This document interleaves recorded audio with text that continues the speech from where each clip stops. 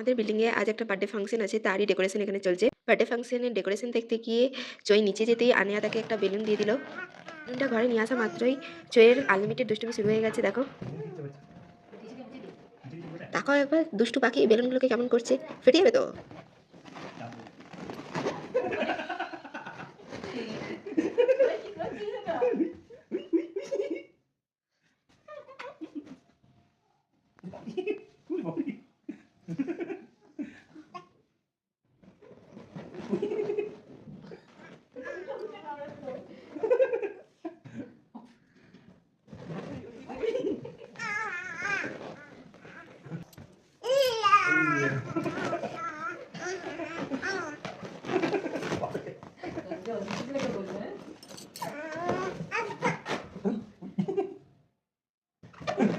মামা মামা এটা কি ধরনের দুষ্টুমি?